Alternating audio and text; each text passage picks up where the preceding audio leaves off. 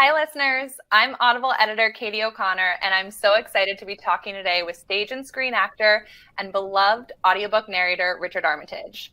Richard has performed dozens of audiobooks, including the recent releases of Agatha Christie's The Mysterious Affair at Styles and The Murder on the Links in the U.S., and his festive performance of Charles Dickens' classic, The Chimes. Richard, thank you so much for being here today.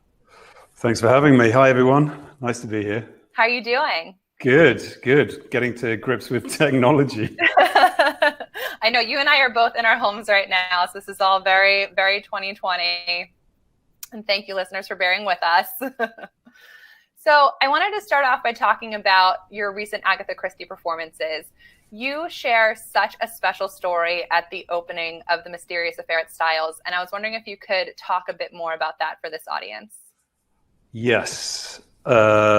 I have to remember the story that I told, because I think there are 4 little anecdotes that I tell before each of the stories, because they all had something kind of special and personal to me. But I think the one you're referring to is about my mom.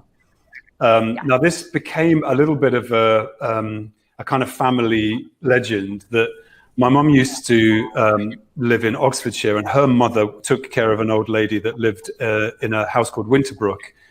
And my mum used to play in the garden, and she would see somebody in the window, and she would sort of run away scared. And then I've got a picture on my wall here, actually, of my mum doing a headstand on a cushion with her best friend. And they never knew who the old lady was that lived in the house. And years later, she found out that it was actually Agatha Christie. But over the years, the story has become embellished in our family, so that it's turned into my mum actually breaking into the house and giving her ideas, giving her story ideas. Inspiration. Yeah, as years go by, we slightly embellish the story. But I just love the idea that this was much later in her life, and I think she was still writing, but just a very quiet, calm, unassuming lady that would have seen these 2 little girls playing in the garden, one of whom was my mum. That's amazing. And as you sort of hat tip to, I'm sure quite the dinner party story as well. Yeah, it is. Yeah, very much. Were you intimidated at all taking on such an iconic character like Hercule Poirot?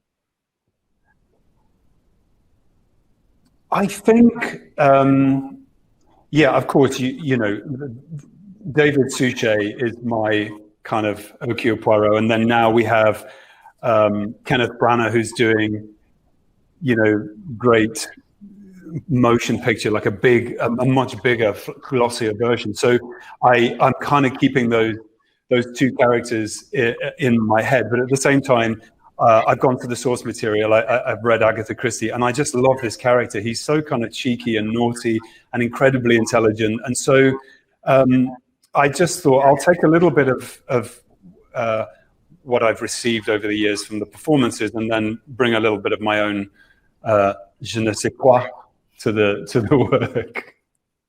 You did a beautiful job. And you know, something that's so particular to Agatha Christie is she really sets up her stories by introducing you to so many characters, or I should say suspects, right off the bat. And you do a wonderful job of giving each of them their own distinct traits. And I was wondering if you had any tricks or tools that you use to help you keep track of those different vocal characterizations as you're performing. I do make notes on the very first read when I'm prepping the book. So, because I think it's one of the things every author does is when they have a character enter their story, they really take care over how they're presented. So I try to really understand the very first impression and create a voice purely without my kind of interpretation of it, just from what I think the author was suggesting. So I do make a lot of notes, because those first impressions are really valuable, and you do need to go back to them. And really with Agatha Christie, most of her characters are never quite who they seem at the beginning. There's always like a hidden personality, or no one's quite, you know, who they say they are. But one of the funny things I had was when I did the Murder on the Links, I sort of sat down to read it, and I thought, oh great, we're sort of in northern France. And then I realized as we were going along that there's a Frenchman, and then, another Frenchman. Oh, actually, there's about 5 Frenchmen. I only have one French accent. And unfortunately, well, I mean, I'd given it to Hercule Poirot, even though he's Belgian. Right. I started to realize, how on earth am I going to differentiate between a complete cast of French characters, because I don't have regional French accents. I just really have the one. So I started to work on tone and speed and personality traits that associate with a character. And that is really to do with just writing down who they are and how I feel about them, whether I like them, whether I find them annoying, whether they're the hero, the heroine, the villain. And then you kind of weave the tapestry from there. Do you have them on hand the whole time as you're going, just to sort of, keep that fresh? I sort of make detailed notes, but then I'll just make like a little abbreviation on the page so I know exactly who it is, because sometimes the names are quite similar as well. So you can get a bit confused. Yes, especially when there's formalities and all of a sudden everyone is Mr. So-and-so, and their brother. And you're like, wait, which? And especially in the period that she's writing, because she's writing about the upper classes and the working classes. And she herself is almost writing stereotypes, and not stereotypes, really. She's writing archetypes, and she's really enjoying them. And it's what we love about Agatha Christie, is that we know the formula. We know that there will be a huge gathering at the end when all of the suspects are in the room, and the lead detective, whether it's Poirot or Marple, will basically pull them apart and reveal who the villain is. It's one of the reasons we love them so much. So I think Agatha Christie likes to blur the field a little bit, so that we mistake people for other people. Yeah, he's clever. I've always loved her work so much. You're, speaking of sort of that blending, you're very much a chameleon as a narrator. And my coworker Trisha, I thought, said it really well. Every genre that you do, it feels like you were made specifically for that genre, whether it be classics or mysteries or romance. Is there one that you gravitate more towards as a performer? It's a really good question, actually. I feel like I'm asked to do quite a lot of crime drama or period drama, which I really enjoy. As a personal reader for my own pleasure, I suppose I'm more drawn to political intrigue and much more contemporary, and science fiction. I really, when I studied my English A-level, which is sort of advanced learning in England, I was given a book of science fiction short stories, and I remember thinking, wow, this is great. This doesn't feel like work at all. But I've yet to sort of record any audio of science fiction. But yeah, it is slightly different to what I'm asked to do professionally and what I read for pleasure. There is a slight difference, yeah. Disconnect there, yeah. And, you say you haven't done science fiction yet. And I also don't think you've done fantasy yet either. And I was curious, given your acting background with The Hobbit, if you had interest in that genre as well, in exploring fantasy. Yeah, one of the very first audiobooks that I ever did was, I did 4 Robin Hood books. I was actually working on a TV show of Robin Hood, and they wanted to do audio adaptations based on our series. And so I thought, oh, this is great. I can just do impressions of all of my fellow cast members and sort of slot them into an audiobook. But I didn't really have a sense of what kind of style or tone I was going to do. And so I picked Stephen Fry as a reader that I would and have since upheld as like my ultimate audiobook narrator. And I think he was reading either The Hobbit or Lord of the Rings. I can't remember.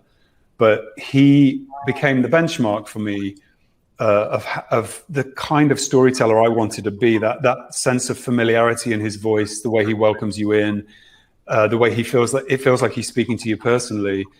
And, as a fantasy reader, I was obsessed with Lord of the Rings and The Hobbit as a kid. So it was like the perfect marriage for me. So a lot of my inspiration for everything I've done since has come from Stephen. Yeah. But on a personal desire to explore fantasy, there is a series of books that I've had my eye on for a while. I don't know whether, not necessarily as a narrator, but maybe as something that I could develop into a TV show. And it's a series by Garth Nix, the Abhorsen series, and I think the first book is called Sabriel, and it's about a necromancer. And I just think it's brilliant. It's so kind of in my lane. It's very kind of dark.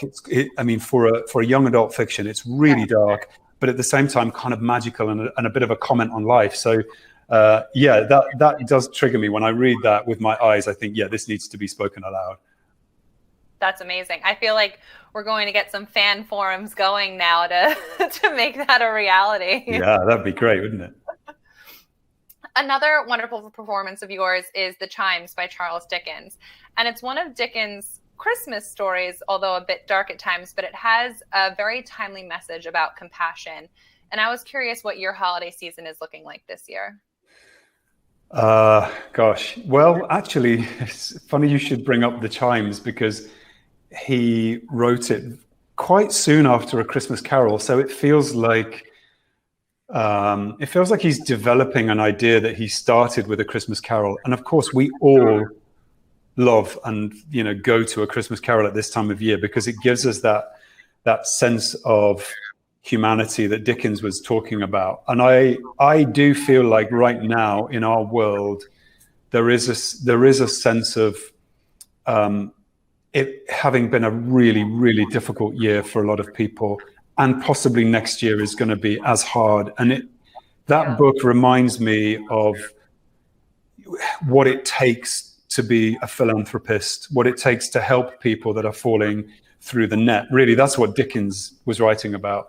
So for me, on a personal level, my Christmas will be really quite reduced. I've been doing everything I can over the past 2 weeks to just make sure that I'm isolated from people, so I can just go and visit my father without having seen anybody else.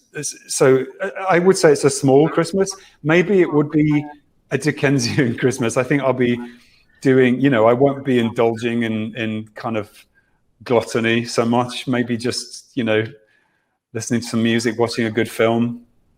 Yeah. Zooming with some friends. It sounds nice, though. And I think, too, to your point about sort of just quarantining yourself so that you can go see your dad, it does help people focus to a certain extent on what matters to them the most at this time of year. And it's being around your father. For others, it might be seeing a certain friend or loved one that they haven't seen in a while, and just doing what they can to make that a reality within our current reality.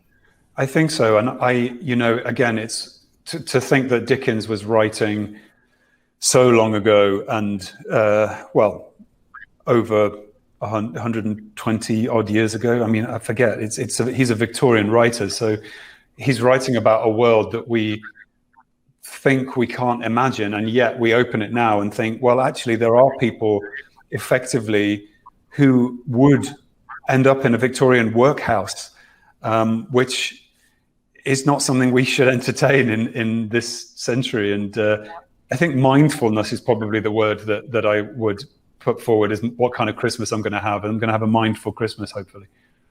I love that. I'm going to steal that. Mindful Christmas.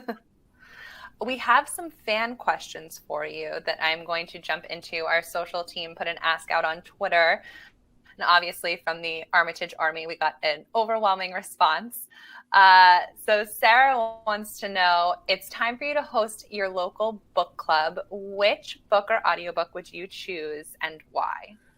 Oh, that's a good question.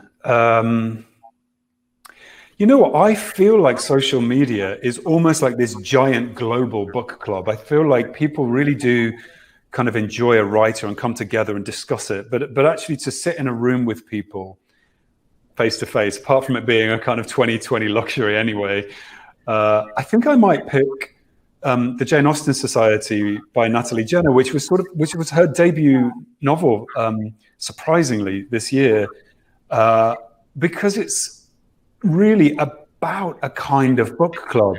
It's about a group of people that love Jane Austen, and they come together and they sort of heal their social wounds, and they find love, and they kind of learn about each other and how they protect the legacy of Jane Austen, and for future generations. And I would actually love to sit in a room and pick that book apart. I actually had quite a lot of contact with Natalie when I was recording and afterwards, and I know how much that book meant to her and where it came from. And it was a really personal venture for her, and in her, with what was going on in her own life. And I just love the idea that it's the fact that it's been such a good read for people. It's been cherished, and it'd be nice to sit around and see how that raises people's passions, because I think it does. That's a great choice. I would join that book club. I would sign up. The next question is from Dorothea, and she is wondering, one, how you were doing during these pandemic days, but also if you have invented any new habits like baking your own bread or growing your own vegetables, or is it more just doing things that you've always loved to do? I've cut my own hair. Nice. Not very successfully. I've learned how to use all the technology so that I can actually record audiobooks. I started off in a toilet and then ended up in a wardrobe, which was quite interesting. So I would go to work every day in a wardrobe. It felt a little bit like Narnia, maybe. But I've learned to cook a little bit, I think. I've pushed the heavy rock of learning how to be a producer up a very steep hill. So I'm trying to advance that down a road. I mean, and that has come from this work.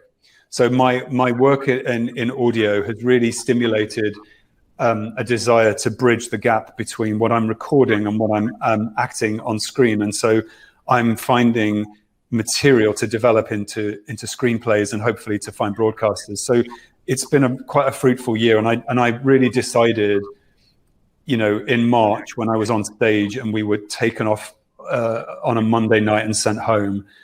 And I did think to myself, you've got to come out of this year with something to show for it. And so all of those things I would add to the toolkit that I found this year, because I'm a positive person, and I just think you can let it weigh on your shoulders, or you can actually just do something about it. So it's been quite fruitful, actually.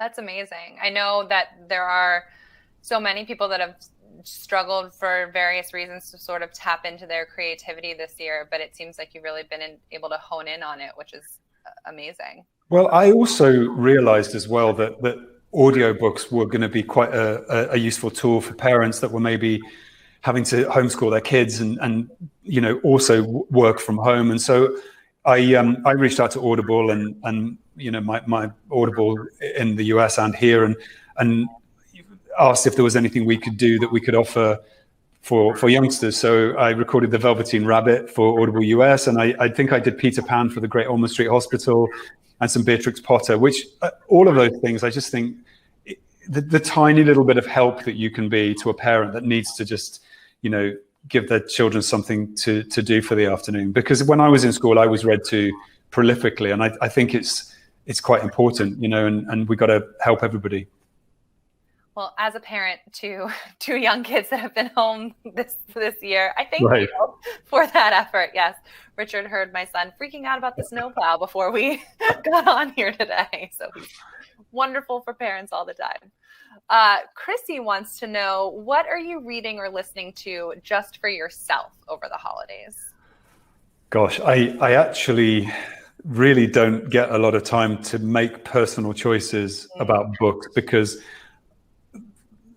thankfully, most of my work will involve me collecting a library of to-read books for the job that I'm doing. So at the moment, I'm reading Harlan Coben, a lot of Harlan Coben. But I did buy a book back in September that I haven't quite managed to open yet, and I think over the Christmas period, I'm gonna dive into it. And it's Robert Harris, V2. I'm a massive Robert Harris fan, and that's what I was talking about when I mentioned contemporary political thriller, because like the great late John le Carré, Robert Harris is that kind of author that completely draws me into his world. He writes about a fictional world that feels so real, like Fatherland. Archangel were two of my all-time favorite books. So I cannot wait to see what he's done with V2. That's exciting. It's always nice when your to listen to list or your to be read list just keeps growing, because there is so much great stuff out there. There is, yeah. Fran had an interesting craft question for you.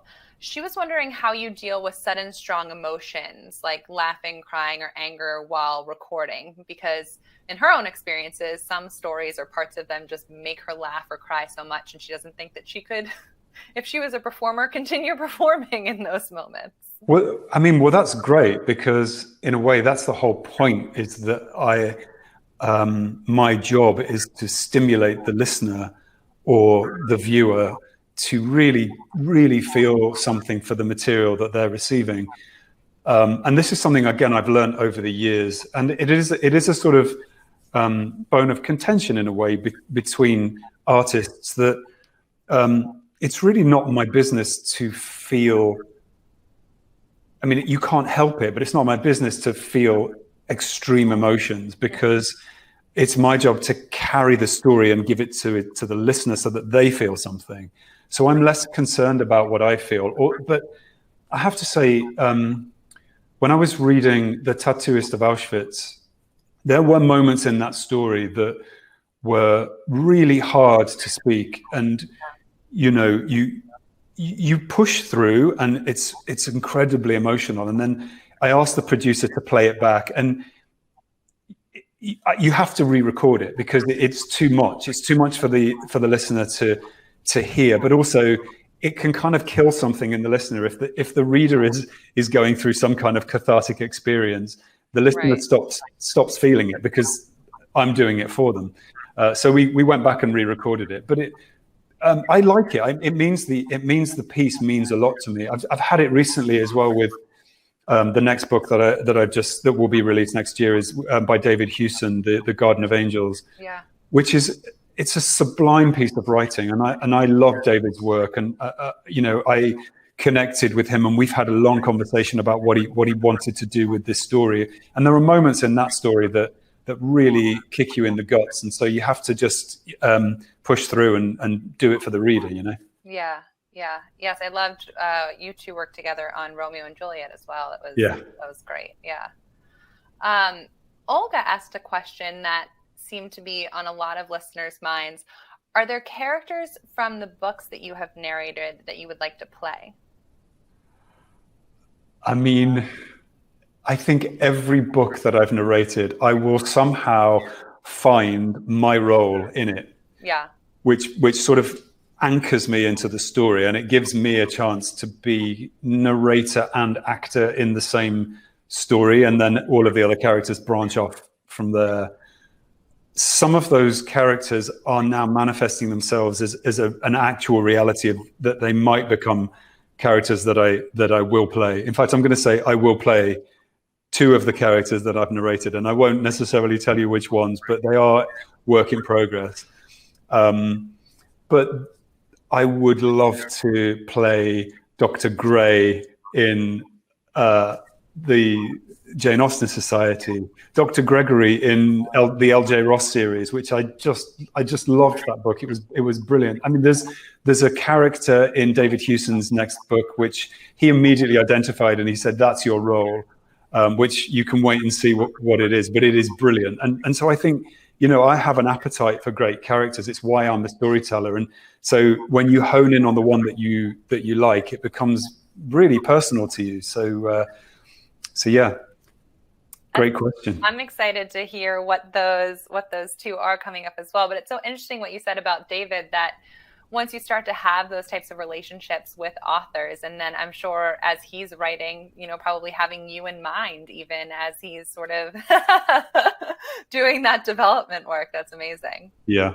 helps. So I had one more question for you. I was just curious, what's next? I mean, it sounds like it's a lot. A few things have come out of this year. More audiobooks, obviously, for 2021. I've got a little stack of waiting projects that they're actually waiting to be finished writing, so that the author has to do their work and get them finished. Yeah. I'm about to go and work on a Netflix show called Stay Close, hence reading Harlan Coben and discovering the incredible back catalogue of all of Harlan's work. I mean, he's really turning into the American Agatha Christie, really, isn't he? He's got a prolific back catalogue. So that will take up a large chunk of next year. But I'm also writing. Wonderful. Yeah, long form, which again, it will be a little surprise for 2021, a surprise announcement probably. Yeah. And I'm not going to tell you where it's going to find its place, but it may be that Audible makes that announcement. Who knows? Very exciting. It sounds like 2021 is going to be your year. It just seems like there's so much in the pipeline. So as a fan, I'm personally very excited to watch it all unfold. Well, I mean, I feel so lucky, and you know, being able to carry on working and learning how to edit my own audiobooks has been a dream. But I can't wait to actually. One of the things I've missed, and I think we talked about this earlier, is actually getting back in a studio with a producer. Yeah. Because the listeners may not know this, but when we work together and when I go to a studio to record or I go into Audible, you know, it's like a family of friends that know each other. And I always try to work with the same producers, and we all read the book separately. We come together, we have a long discussion about the novel.